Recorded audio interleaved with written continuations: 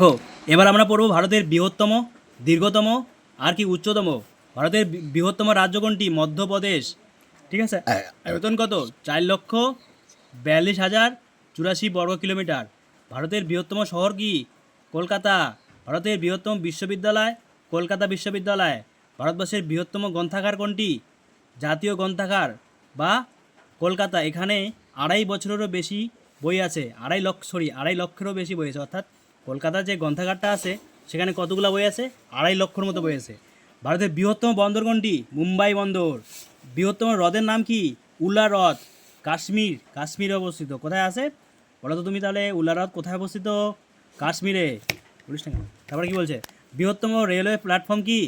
Kharagpur railway station. Kharagpur rail station. ভারতবর্ষের বৃহত্তম ঝুলন্ত সেতু, এটা কিন্তু খুব ইম্পর্ট্যান্ট। দেখো বলছে কি, হাওড়া ব্রিজ বা রবীন্দ্র সেতু। এই যে হাওড়া ব্রিজটাকে কি আর বলা হয়?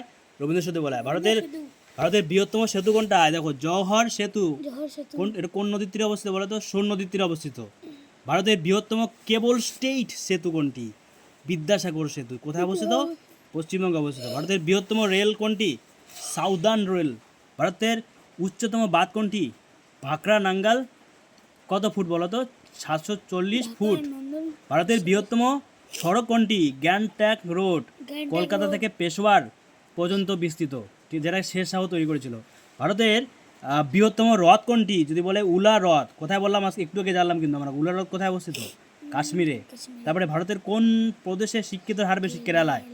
সবচেয়ে বেশি শিক্ষিত লোক কোথায় থাকে? কেরালায় থাকে। আর আমাদের দিকে লোক কোথায় যায় কাজ করতে? কেরালায় যায়। বুঝছো? ওখানকার লোক কিন্তু বেশি কাজ করে না, সবাই চাকরি করে।